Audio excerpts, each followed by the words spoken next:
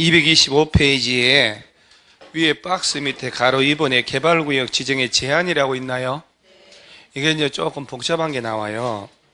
제한의 주체에서 기억의 원칙, 특별자치도지사 시군구라고 나오는데, 이게 제목이 제한의 주체라고 됐지요. 해놓고 원칙 예외 있는데, 이거는 좀 뭔가 제목 잘못 따른 것 같은데, 기억에 국가, 지자체, 도시개발조합을 제외한 사업시행자로, 거기 사업시행자 동그라미 해보세요. 지정될 수 있는 제한은 특별자치도 시군구청장에게 개발구역 지정을 뭘 할 수 있대요? 제한할 수 있다. 225페이지예요. 지금 뭐라고 하냐면 이런 얘기예요. 보세요. 국가나 지자체는 직접 지정을 하거나 최소 시군구조차도 요청하잖아요. 그래서 얘들을 제한할 이유가 없거든. 그 다음에 조합은 제한이라는 게 말이 안 되는 게 구역 지정을 하고 난 다음에 조합을 만들어야 되는 거예요. 그 조합은 구역 지정해달라고 제한할 수 있는 실체가 없는 거야, 아직.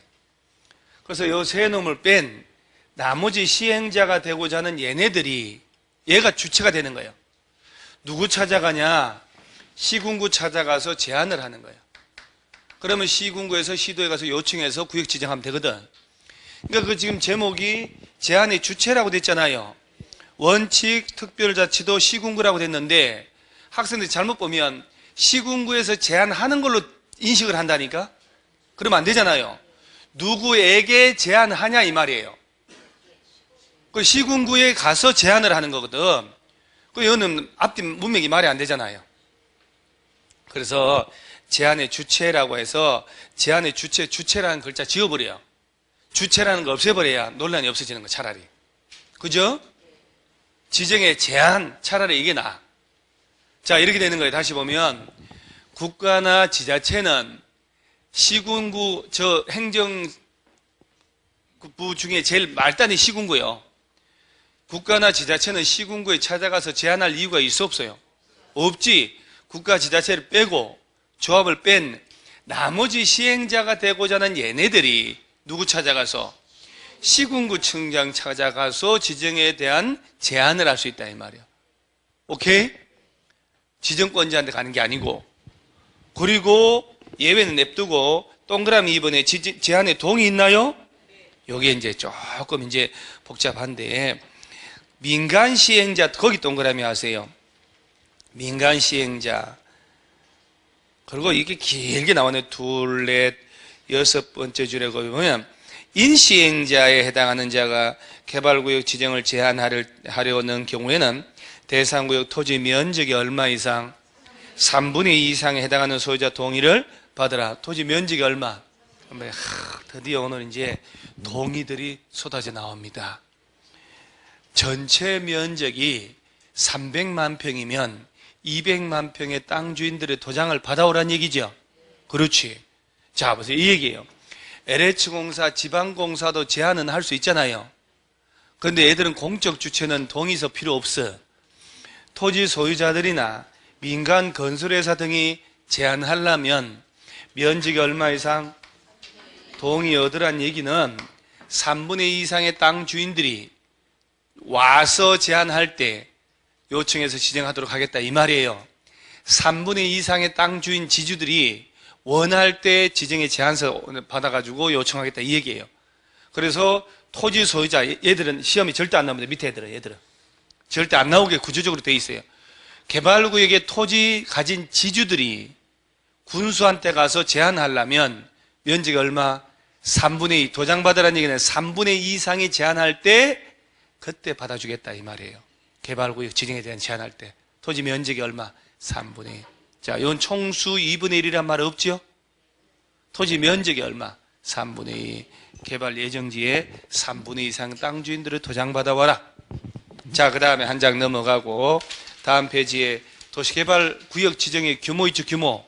이거 다 외우고 있잖아요. 주거지역, 상업지역은 얼마 이상? 만. 공업지역 그래서 이제 공장 지을 땅은 보통 주택 짓는 것보다는 3배는 돼야 된다. 3만. 자연 생산 녹지 10,000. 도시적 바깥은 30만 제곱미터 이상으로 지정해야 됩니다. 이거 3번 나와서 3번. 이거 다 합쳐서. 그리고 이런 거 나오는 게 틀리면 좀 짜증나죠. 이런 거는 주는 문제인데. 6문제 중에 말입니다. 2문제는 저런 거 줘요. 그냥 단순한 거. 그 다음 2문제는 손도 못 대는 거 줘요. 나머지 2개는 한 8개월 정도 공부한 사람 풀 수 있게끔. 우리는 4문제 속에서 승부를 봐야 되거든요. 그 다음에 밑에 지정의 절차라고 있죠. 시험 안 나와요. 그런 거 신경 쓰지 마요. 여러분요, 봐요. 다 주제마다 다 다르단 말이에요. 얘는 절차법이기 때문에 전체 절차가 중요하지. 구역 지정하는 이 미시적 절차, 기초조사, 그 다음에 공청회로 주민 전문가 의견 듣고 협의심의 이런 거 있잖아요. 여기는 신경 안 써도 돼. 이것도 이해를 못한 판에 저런 거. 자, 오른쪽에 공사번에 지정의 효과라고 있나요? 아까 왜 개발구역 지정하면 그 동네는 저절로 도시지역으로 된다고 그랬지요? 그러니까 땅 주인들이 횡재하는 거예요. 그래서 마곡지구 내가 얘기했잖아요. 그 수용 보상금 600억대 받은 사람 2사람이라고. 개발구역 딱 지정해가지고 개발 사업 해야 되니까 보상금 받았단 말이에요, 그 사람이. 땅을 막 얼마나 많이 가지고 있으면. 그래서 1번 도시지역 등의 결정고시 의제 볼게요. 도시개발구역 지정고시된 경우에 해당 도시개발구역은 국토법률에 따른 도시지역과 대통령령으로 정하는 지구단위 계획구역으로 결정고시된 것으로 본다. 그러니까 이제 여러분요, 잘 봐요.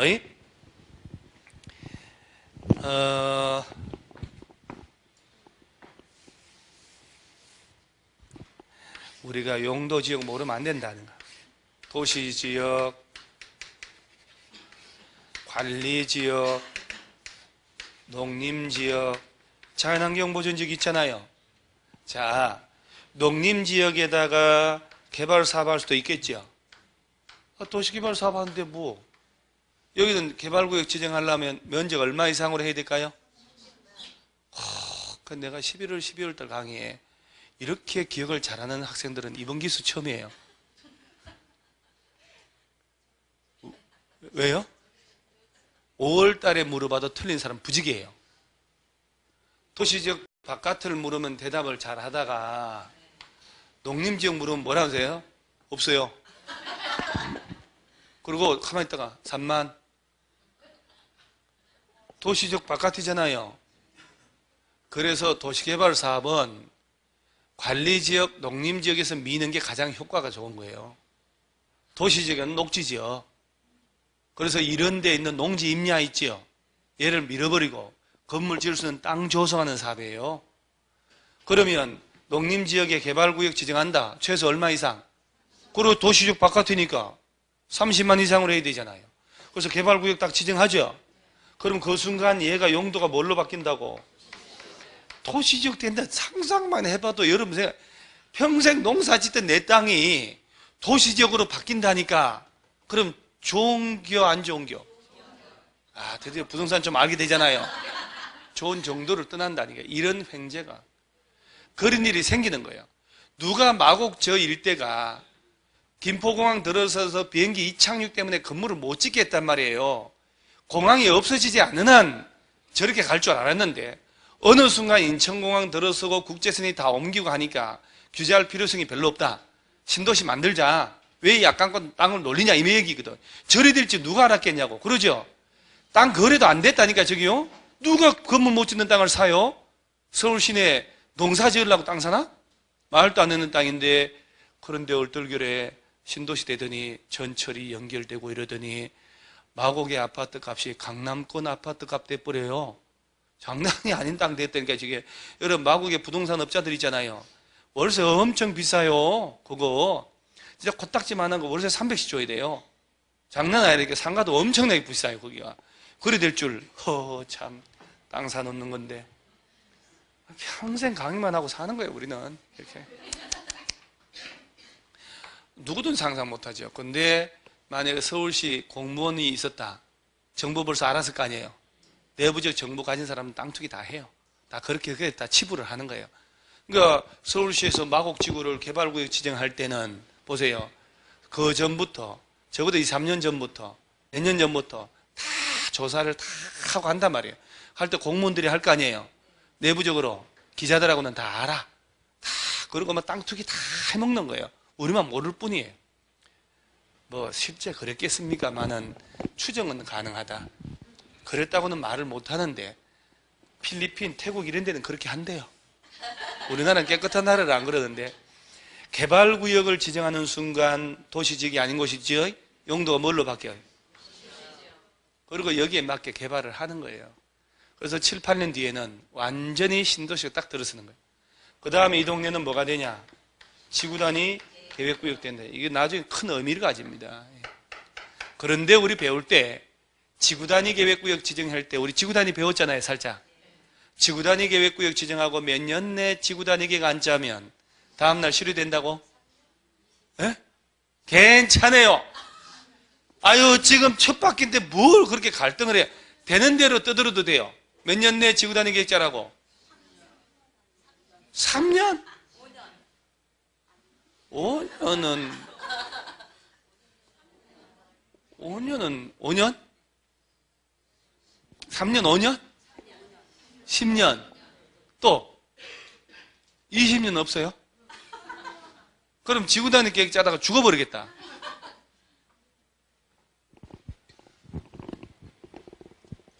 여러분 눈으로 직접 봐야지.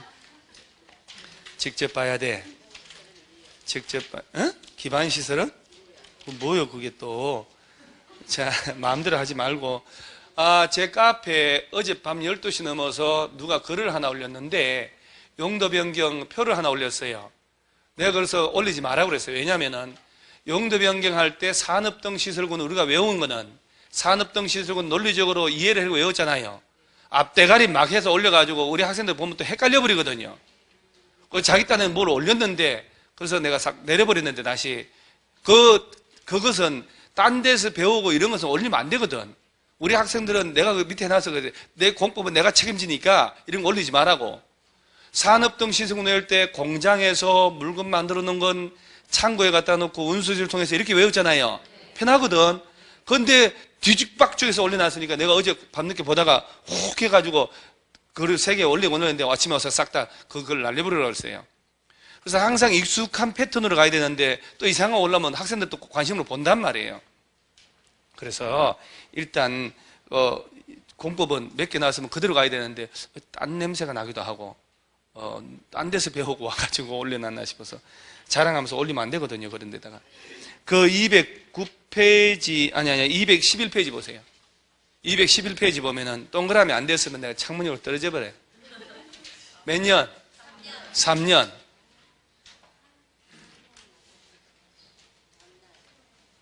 아니 야가 한 지 얼마 됐다고. 얼마나 중요하다고. 내가 3년 내에 지구단위 계획 수립 고시 안 하면 3년 된 날의 다음날, 그 다음날 또 동그라미 됐죠? 네. 그럼요. 뭐. 자, 이제 보세요. 이제 재밌는 게 나오는 거예요. 보세요. 개발구역이 지정되면 그 동네는 도시지역이 아닌 곳에 구역 지정하면 용도가 뭘로 바뀌고 동시에 지구단위 계획구역 됐다는 거 아니요? 그럼 지구단위 계획 짜야지. 안 짜면 또 실효될 거 아니에요, 이것도? 얘도 똑같아요. 그래서 이렇게 돼 있어요. 개발구역 지정하고 3년 되는 날까지 지구단위 계획의 내용을 담는 실시계획 작성해서 인가 신청 안 하면 3년 되는 날의 다음 날에 개발구역은 해제돼요. 이거 얼마나 황당한 일이 벌어져. 보세요. 농림지역에 200만 평의 개발구역 지정했다 쳐요. 그러면 도시적으로 저절로 됐다며요. 근데 도시적으로 돼가지고 도시지역으로 개발할 줄 알았더니 웬열? 3년에 가도록 얘를 안 만드는 거야. 그러면 인가 신청 안 올라오면 개발구역에서 뭐 된다고? 개발구역에서 풀려버린다는 얘기는 개발 사업 안 한다는 얘기 아니야? 옛날 농림지역으로 돌아가겠지. 그럼 땅값이 떨어져 안 떨어져요? 이거 다시 개발하잖아요. 이거 20년 뒤에나 가능해요. 정비구역 지정했다가 뉴타운 지정했다가 푸는 경우 많이 났거든. 몇 년 전에 이제 경기 안 좋으니까 다시 지정 10년, 20년 뒤에나 가능해요. 안 합니다. 그러니까 개발구역을 지정을 했다. 그럼 용도가 도시로 바뀌면서 지구단위 됐잖아요. 3년이 가도록 아무 짓 안 했다. 빨리 하란 얘기야. 안 그러면 풀어버리겠다는 얘기야. 옛날 용도 돌아가 버린다니까?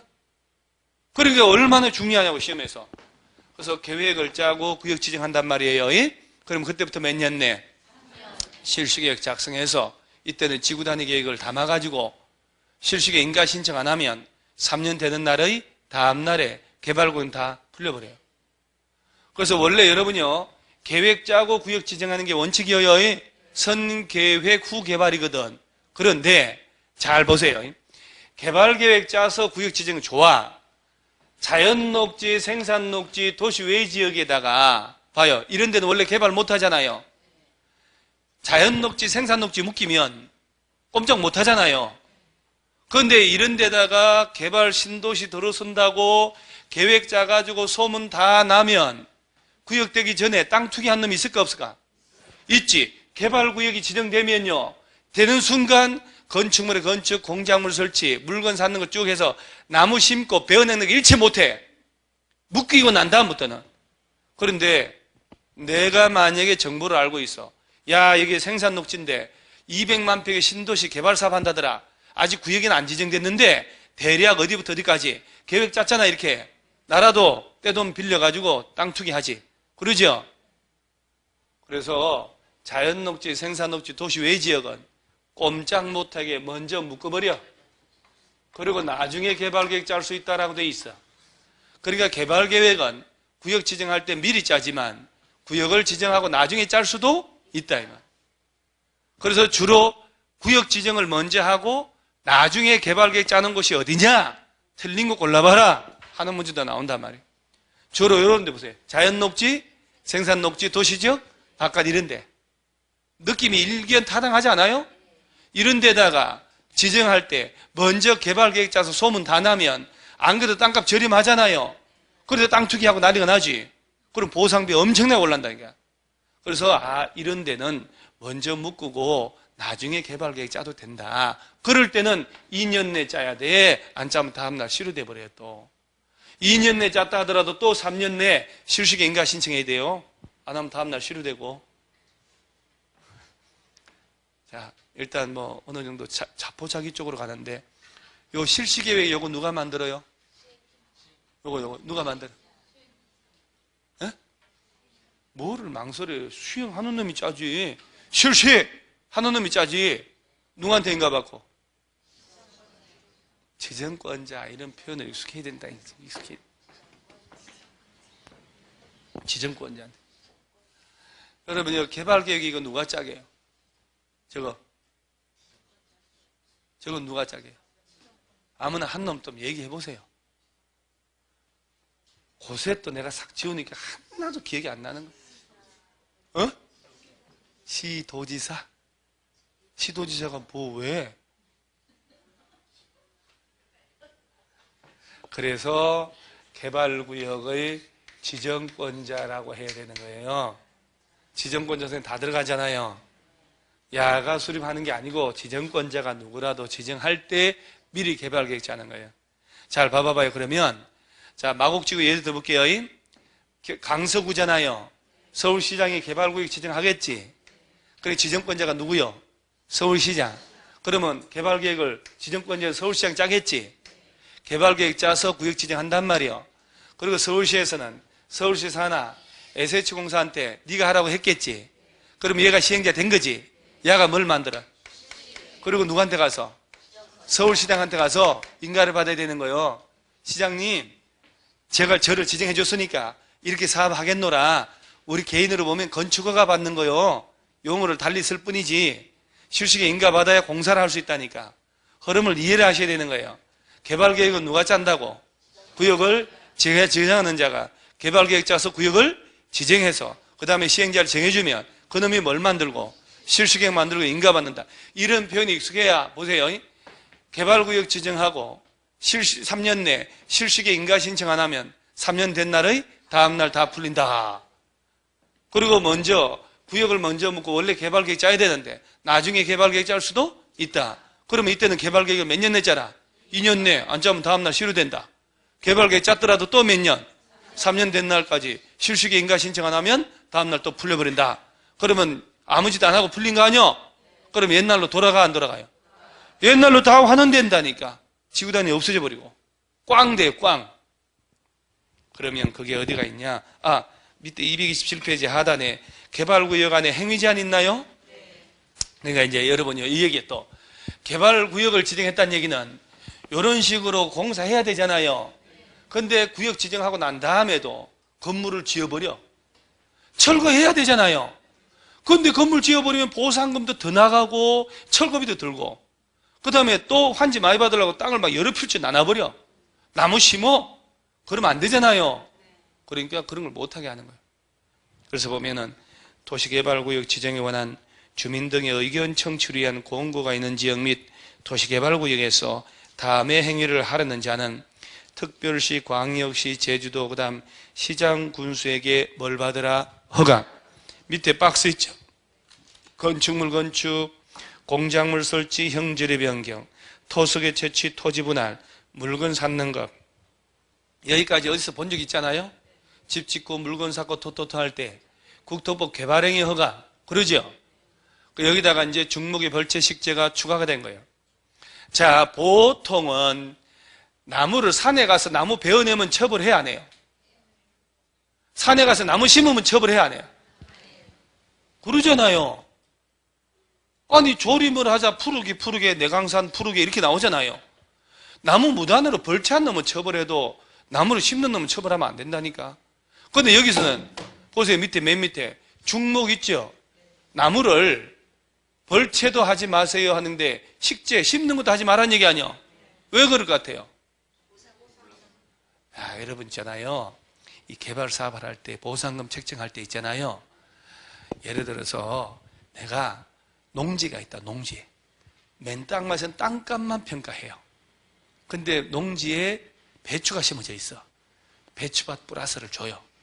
배추 폭이 요만큼만 올라와도 한 포기로 해서 인삼은 인삼 심으려면 일이 많잖아. 시커멓게 다 가려야 되는데 인삼은 6년간 인삼 나쁜 사람이네. 인삼 심는 것은 인삼 대충 해놓고 돈을 산삼값을 받으려고. 그런데 그래서 이런 게 참 논란이 많은데 시골에 농지들 있잖아요. 지가 직접 가지면서 농사 짓는 사람도 있지만 그 남의 농지를 빌려서 임대차에서 농사 짓는 사람 있잖아요. 남의 농지를 빌려서 농사 짓고 있는데 그 농지 주인이 와서 주말에 다 갈아엎어버리고 무값 얼마냐 줘놓고 말이죠. 심어놓은 사람 의견도 안 돼. 지 땅이니까 밀어버리고 나무 심어요. 나무 무 있는 것보다 나무 심어놓으면 훨씬 보상은 많이 나와. 묘목을 700원짜리 심어놓잖아요. 700원짜리 심었네. 몇 그루 죽었네 아니에요. 면적당 몇 그루 얘들이 컸을 때 해서 평가를 하는 거예요. 그래서 멀쩡한 농지 갈아엎고 나무 심고 하는 뉴스가 나온 게 버른 거예요. 나무 심어놓으면 보상은 훨씬 많이 나옵니다. 못하게 하려고 그래요. 그러니까 식재도 하지 말아요. 그래서 요 박스에 정한 이런 것들은 구역 지정되고 난 다음부터 임의적으로 하면 된다고요? 안 된다고요? 안 되는 거예요. 그러니까 구역 지정하는 정보를 알면 미리 해버리는 거예요. 건물 지어버리고 나무 심어버리고 보상은 많이 받고 하려고. 한 장 넘어가면 다음 페이지에 허용사항이라고 동그라미 3번 있나요? 다음에 어느 하나에 해당하는 행위는 허가받지 않고 할 수 있다. 1번만 재해복구 재난수습 나오잖아요. 그 다음에 대통령령으로 정하는 게 있는데 얘가 또 이따만한 박스가 나옵니다. 아마 내일 모레로 아마 교과서 나올 거예요. 자, 요 개발구역 묶었다. 재해를 복구하고 재난을 수습할 목적으로 건물 짓고 하는 것은 허가 받고 안 받고? 안 받고. 이거 배운 적 있잖아요. 앞으로 재해 복구 나오면 허가 일체 받는 거 아니에요? 상식이지. 그 다음 사업 시행자라고 나오죠. 자, 여러분요. 도시개발 사업은 국가가 직접 하는 경우도 있어 없어요? 여기 줄 쳤잖아 아까. 자, 해놓고 이들 중에 지정권자가 네가 하라고 정하겠다는 얘기거든. 그런데 오른쪽 페이지 박스 밑에 2번에 전부 환지 방식의 시행자라고 있나요?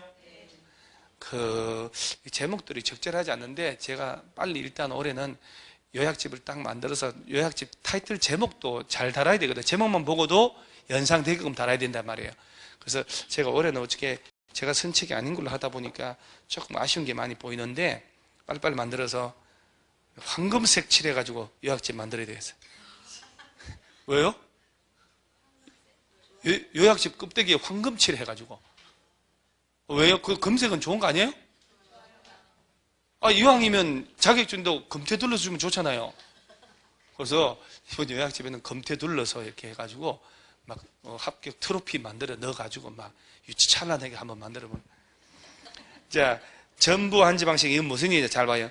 도시개발구역 전부를 무슨 방식으로? 환지 방식으로 시행할 때는 개발구역의 토지 소유자 또는 조합을 시행자로 정한다라고 되어 있지요. 여기 지금 이게 시행자 변경 사유도 중요한 게 있는데 이게 없네. 여러분요, 아까 사업은 몇 가지 방식? 돈을 주고 보상하고 소유권 다 취득해가지고 시행자가 내 걸로 만들어 놓고 개발 사업하는 방식이 수용 사용 방식, 종전 땅 주인에게 돌려주는 게 환지, 두 가지를 섞어서 하는 게 원형이에요. 자, 좀 전에 뭐라고 하냐면 전부 환지 방식으로 할 때는 소유자 또는 조합을 우선적으로 시행자로 정하라고 했잖아요. 지주들을 정해주거나 얘들이 만들어 놓은 비영리 공익법인인 도시개발 조합을 정할 수 있다 이 말이에요. 그러니까 땅 가진 사람들한테 우선적 기회를 주라는 얘기예요. 그런데 특칙도 있고 시행자를 정해줬지만 시행자를 딴 놈으로 바꾸는 사유도 있는데 일단 그거는 여기 없으니까. 자, 일단 머릿속에 전부 환지 방식으로 할 때는 이들 중에 우선적으로 누굴 정하라? 지주들이나 조합이나 둘 중에 하나를 우선으로 정하는 거예요. 자, 여기서 조합을 정하려고 해보니까 조합 맹글어야 되잖아요. 자, 이제 보세요. 도시개발 조합이라고 하는 비영리 공익법인 만들려면 발기인 모임 7명 이상이 뭉쳐야 돼. 재개발 조합은 5명이에요. 재개발 조합 몇 글자? 5명이요. 자, 도시개발 조합은 몇 글자인가 한번 세어보세요. 세봐봐봐요. 괜찮으니까. 5개라고? 도시개발 조합은 왜요? 7개 맞잖아요. 딱 맞네. 그렇게 딱 맞다니까. 이러고 난 다음에 딴짓한 사람 집에 가서 세봅니다. 한번 생각해도 6글자인데 왜 7글자라고 그래? 이렇게 한단 말이에요. 자, 여러분요, 도시개발 사업이 먼저일까? 재개발 사업이 먼저일까? 그러죠. 머릿속에 항상은 건물 지으려고 땅을 조성하는 사업이 도시개발 사업이에요. 그리고 거기다 건물 지으고 난 다음에 오래돼서 철거하는 게 재개발, 재건축이거든. 도시개발 사업이 항상 먼저인 거예요. 그래서 이유가 도시개발, 재개발, 재개발, 재건축. 그래서 도시개발 사업할 때 7명, 그리고 다음 주에 2놈 죽고 5명. 별 얘기를 다 해도 기억을 못 해요. 그래서 여기서는 몇 명 이상 뭉쳐? 7명 이상이 정관을 만들어요. 그리고 소유자 동의를 얻어야 돼요. 조합 만들려면. 자, 전체 면적의 3분의 2 동의서 들어가야 돼요. 여러분요, 300만 평의 땅이다. 조합 설립하려면 200만 평의 땅 주인 동의 받아야 됩니다. 그런데 잘 봐요. 300만 평인데 지주들이 100명이에요. 땅 주인들은.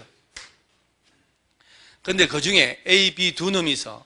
한 놈은 100만 평, 한 놈은 80만 평 가지고 있어요. 또 한 놈은 30만 평 가지고 있고 100명 중에 세 놈이 200만 평 넘게 가지고 있어. 그럼 면적의 3분의 2 도장 받았지만은, 그러죠? 전체 수의 3명밖에 안 되잖아요. 100명 중에. 그럼 97명이 소송하겠지. 그래서 자, 기본으로 전체 면적이 얼마? 3분의 2 소유자와 소유자 총수의 2분 이상의 동의하더라고 돼 있어. 그러면 면적의 3분의 2 도장 받아보니까 세 놈이요. 그러면 세 놈, 100명의 세 놈이니까 전체 50명 안 되잖아요. 47명의 동의 더 받아와야 돼. 그래서 이런 걸 볼 때 면적의 3분의 2 이상 소유자 또는 소유자 총수 2분의 1이라고 그랬죠. 또는 그러면 안 되는 거지. 둘 중에 하나면 안 되는 거야. 면적의 3분의 2 이상 소유자와 소자 총수 2분의 이런 걸 객관식에서는 뭐 미친 듯이 내는 겁니다. 시험에서. 동의 받아야 돼요. 그래서 도장 받아가지고 지정권자 찾아가서 설립인가 받는 거예요. 개발구역 지정권자 서울시에 가서. 그리고 30일 내에 등기해야 조합 성립이 되는 거예요. 자, 여기서 누구한테가 재개발 재건축은 시군구, 저는 솔직히 가슴이 좀 그런 게 한 달 전만 해도 있잖아요. 내가 하고 싶은 얘기를 다 해도 학생들 따라왔거든요. 근데 지금 얘기를 하려니 막 가슴이 탁탁해서 갑자기 도시개발조합은 지정권자한테 설립인가 받고 재개발 재건축은 시군구에 가서 시장운수 등에게 설립인가 받고 다 달라요. 그럼 만약에 양천구 신정동에 있잖아요. 도시개발조합을 만들 때는 7명 이상이 동의받아서 서울시에 가야 돼. 재개발 재건축은 양천구청에 가야 돼요. 달라요, 법적으로. 그러니까 얼마나 복잡하냐고. 자, 여기서는 조합 설립하려면 누구한테 간다고? 지정권자라고 해야 돼요. 이거 막 시군구로 막 매일 내는 거예요. 자, 1번. 조합 설립인가 보세요. 자, 제가 체크하는 것만 한 거예요. 조합 설립하려면 개발구역 토지소유자, 자, 몇 명? 7명 이상 동그라미 시행령으로 정한 사항 포함한 정관 작성하여, 자, 누구에게? 지정권자에게 설립인가 받아야 합니다. 거기, 자, 몇 명 이상이? 정관 만들어서 누구에게 가서? 자, 여기 여러분 있잖아요. 지정권자에게 줄치고, 자, 내년 10월 달까지 수천 번을 할 거거든요. 그래도 틀린 사람 나올까 안 나올까요? 나옵니다. 시군구로 바꾸는데 뭐 객관식 문제도 무지하게 풀어보거든. 또 틀려요. 전기 고문을 하고 싶어요. 지지직해서 왜 그랬냐고. 배우가 누구냐고. 공범이 있냐 없냐고. 막 고문을 하고 싶어요. 누구한테 설립인가? 지정권자. 자, 그 다음 동의. 조합 설립인가 신청하려면 해당 개발구역 토지 면적이 얼마? 3분의 2 이상 소유자 와 동그라미 와. 토지 소유 총수의 얼마? 2분의 1 이상 동의해야 된다. 강의할 때 동그라미 친 사람은 동그라미 치려 할 때 할 일이 없어서 멍하니 쳐다보잖아요. 그러니까 여러분 포인트를 잘 잡아야 돼요. 강의할 땐 강의 듣고 제가 읽으면서 동그라미 치려 할 때 치고 하는 거예요. 그래요. 2번, 3번 복습하잖아요. 강의할 때 막 숨어서 동그라미 쳐놓고 동그라미 치라니까 가만 놀고 이걸 역행이다 이렇게 얘기를 해요. 자, 그럼 한 장 넘겨보세요. 조합 설립 등기. 조합 설립 인가받은 조합 대표자는 인가받고 며칠 내? 30일 내 등기해야 되고 등기해야 조합 만들어지는 거예요. 여러분요. 제가 한번 재밌는 얘기 들어볼까요? 자, 7명 이상 땅 주인들이 정관 만들어서 전체 면적의 3분의 2 소유자하고 총수의 2분의 1 이상에 해당하는 도장 받아가지고, 그죠? 지정권자한테가 설립인가 받잖아요. 설립인가 받고 지체 없이 등기하라고 그랬죠. 지체 없이가 아니고 30일 내. 그렇게 내는 거예요, 시험에서. 어차피 틀린 거 하나 만들어야 되잖아요. 저를 원망하지 말고 객관식은 이렇게 낸다라고 수업 시간에 얘기해 줄 때 감사히 봐야 되는 거예요. 평범하게 수업만 해주는 거하고 요건 요렇게 나옵니다. 요렇게 나올 때 주의하세요 할 때 저 진짜 있잖아요. 20년을 강의를 이것만 했어요. 이것만. 이 집만 했어요. 이 집만. 모든 사물이 객관식으로밖에 안 보여. 자다가도 객관식이 보여. 자다가도. 심지어 작년에 시험 보기 한 2주 전에 있잖아요. 꿈 꾸는데 꿈에 허연 산신령이 나타나가지고 수염 길고 지팡이 들고 구름 타고 와가지고 이행강제금 신경 써라. 이행강제금은 상상도 못하는 게 나왔잖아요. 이행강제금 건축법에서. 그건 한 번도 안 나온 거거든요. 그런데 이행강제금 결정된 금액에 사안마다 틀리게 70%, 80%, 90%. 그래서 1억이 결정나면 만약에 건폐를 초과했다. 1억에 70%는 부과하고 신고 안 한 게 70%, 건폐율은 80%, 용적률은 90%, 허가 안 받으면 100% 그대로. 그거는 누구든지 예상 안 한 건데 산신령이 나타나가지고 얘기해 줬다니까. 이거 꼭 기억하라고. 그대로 시험 박스 나왔다니까 이게. 농칠이가 있어요. 농칠이. 절대 외우지 마라. 농칠이. 그대로 나와. 그 신령님이 꿈에 나타난다니까. 이 집만 하니까. 나는 그런 거 필요 없거든요. 숫자 6개만 가르쳐주고 하면 되는데 7, 12, 22, 32, 44, 45 숫자 6개만 가르쳐주고 하면 나는 더 이상 바랄 게 없는데 한 번도 그러질 않아. 6개가 뭔지 아셔요? 로또 번호 6개만 가르쳐주면 나 분필 번질르고 나 떠난다니까. 지리산으로 나 자연처럼 이 6개 번호를 한 번도 안 가르쳐줘요. 시험에 뭐 나올지만 얘기해주고. 이게 뭔 짓이냐고. 이게 6개만 다 가르쳐주면 밤새 일어나가지고 숫자 기억해놓고 있다가 메모해놓고 아침에 일어나자마자 로또 가게 사서 사가지고. 안 그래요? 알려줬는데 그런 적 없어요. 알려주지 않았어. 줬어요? 안 맞았어? 알려준 걸 기억을 못 했겠지. 다른 번호 했겠지. 그래. 적었어? 합격하겠네. 그게 내가 볼 때 합격을 예시한 거예요. 로또가 아니야, 그것은. 그 다음에 어딜 보냐면은 230페이지에 가로수 한 번이 임원이라고 있나요? 저 조합장, 이사, 감사 있죠? 이걸 임원이라고 그래요. 학교에 학급 임원이라고 알잖아요. 반장, 부반장. 그런데 여기서 우리가 재밌는 게, 동그라미 이번에 임원의 결격 사유 있나요? 이번에 또 이제 이쪽에서 나왔는데, 이거 이 얘기예요. 여러분 봐봐요. 이 중에 땅 주인들 모였잖아요. 총회에서. 전체 회의를 총회라고 그래. 그 중에 총회에서 조합장, 이사, 감사를 뽑는단 말이에요. 뽑는데 이 사람들은 이사, 감사, 조합장 하면 안 된다. 이게 결격 사유야. 어리버리 삼총사, 그 일당들이라고 외워야 되거든. 이면 될 수 없다. 어리버리 삼총사라고 여러분 얘들 항상 동반자, 세 놈이 미성년자, 한정치산자, 검치산자 있잖아요. 한정치산자, 검치산자라고 들어봤어요? 평소에 술 한잔 먹으면, 친구 중에 술 한잔 먹으면 맛이 간 놈 보고 이 한정치산자 같은 놈 이렇게 얘기하잖아요. 심신이 박약하거나 재산의 낭비로 자기 또는 가족의 생활을 궁박하게 할 우리가 있는 사람을 한정치산이라고 그래요. 검치산자는 심신상실, 주로 치매 환자. 그런데 검치산자, 한정치산자라는 용어가 조금 좀 인권하고 안 맞다. 뭐가 안 맞아? 일제 때부터 쓰던 용어인데 확 와닿구만. 그런데 이거를 피성년, 피한정 후견으로 용어로 바꾼 거예요. 여러분, 피한정 후견인, 피성년 후견인하고 한정치산자, 검치산자 어디가 와닿아요? 한정치산자, 검치산자 와닿지 않아요? 헐 편하구만. 완전 맛이 간 사람을, 검치산자 맛이 덜 간 사람을. 주로 한정치산 선거를 누가 한 줄 아세요? 어떤 사람 한 줄 아세요? 알코올 많이 먹는 사람. 그 다음에 종교에 빠져가지고 온 재산 막 다 갖다 붙이고, 그래가지고 다 헌금하고 불준에 다 내가지고 한정치산 선고해 주세요. 법정 대리인 되게요. 그럼 법률행위 취소해서 돌려받아야 되겠습니다. 이런 거거든요. 근데 치매 오면 완전 가잖아요. 그 치매 왔는데 가끔 정신 돌을 때 있었어요. 근데 자식이 3명 있어가지고, 이것도 뺀질거리는 막내딸이 제 친정아버지 찾아가서 치매인데 말이지, 잠깐 정신 든 사이에 아버지, 언니들이 말이야, 아버지 약도 못 사게 해주네. 엄해를 해가지고 그 계약서 쓰는 거야. 이게 정리한다, 모든 걸 상속해준다. 그러면 문제 되잖아요. 나머지 딸들이 검치단 선고를 받는 거 법원에 요구하는 거예요. 검치단자가 돼버리면 법정 대리에 동의 없이 하면 다 취소할 수 있거든.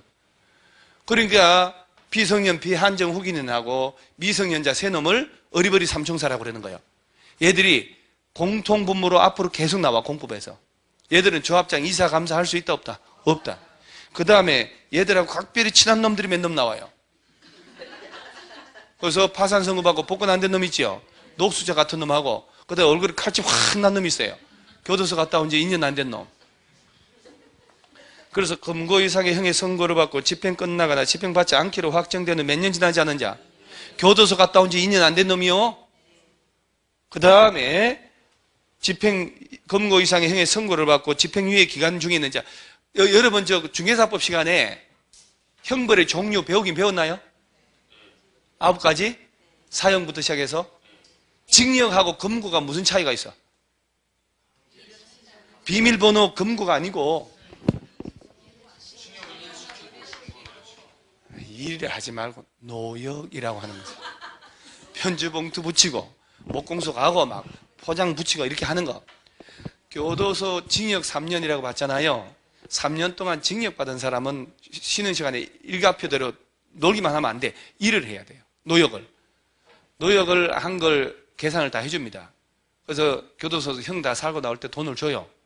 우리가 장난삼아 퇴직금이다 이렇게 얘기를 해요. 영치금도 있을 것이고 순실이는 퇴직금 엄청 나올걸요? 20몇 년 살아야 되잖아요. 검거는 주로 정치범들일 때 일을 안 시켜요. 그래서 가서 뭐 끌려가가지고 막 편지봉투 앉아 쭈그려 앉아 붙이고 이러질 않아요. 그래서 검거 몇 년, 자격정지 몇 년 이렇게 되거든요. 그래서 일단은 검거 이상이라는 얘기는 교도소 간다는 얘기예요. 자, 그럼 보세요. 어리버리 삼총사라고 했죠. 세 놈이 누구? 미성년. 민법 시간에 아직 피성년 피해 한정 후기는 안 배웠나요? 얘들이 법률행위를 법정 대리인 없이 했다. 그러면 무효죠, 무효. 무효요, 취소요. 취소할 수 있는 거요, 무효요. 무효 취소 차이가 뭐요?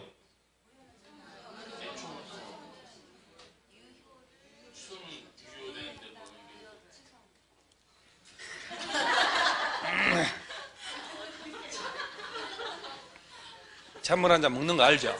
용암을 꺼뜨리는 거, 용암.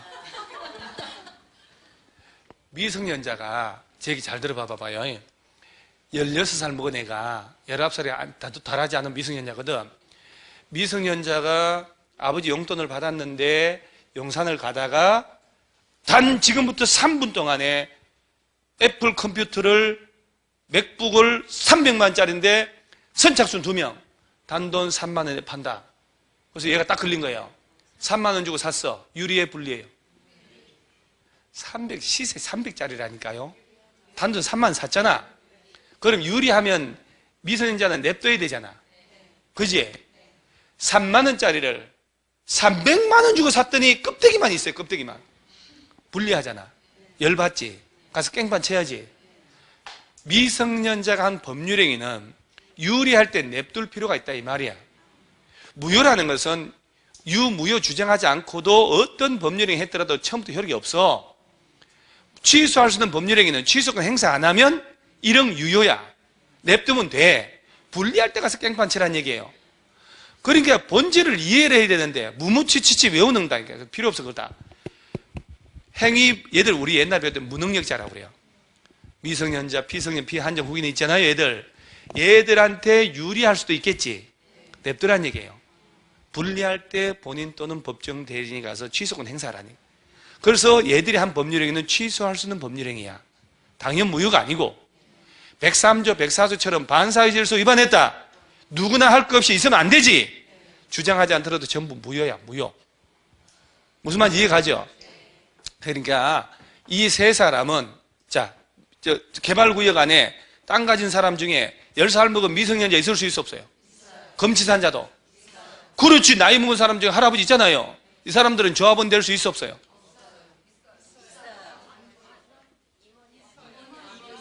이번 시험에 나온 게 그거예요. 지문. 조합원이 될 수 없다는 게 아니잖아. 그래서 총회를 해가지고 조합장 하려고 얘가 나오는데 알고 보니까 겉은 멀쩡하게 생겼는데 법원에서 피성년 후기는 지정선고를 받아버린 거예요. 조합장 되면 되게 안 되게. 조합장, 이사, 감사의 임원의 결격 사유예요. 조합원의 결격 사유가 아니고. 무슨 말인지 알겠죠? 자, 이 세 놈하고 또 이거 책 보지 마요. 친한 놈 있잖아요. 노숙자 한 놈, 칼 맞은 놈 한 놈 이렇게 하면 돼요.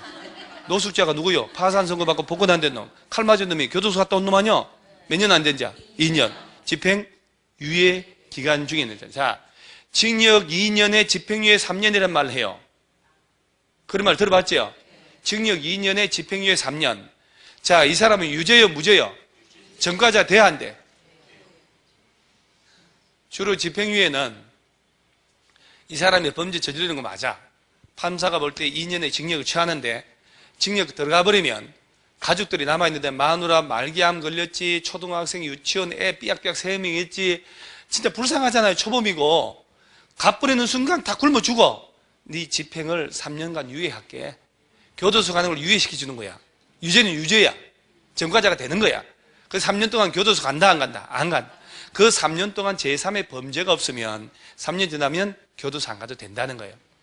형의 선고유예는 청소년 범죄일 때 주로 해요. 야, 네가 어째 이런 일을, 야, 너 인생 창창한데 이렇게 사람을 두드려 패냐? 이게 사람 패가지고 머리가 푹 들어갔네.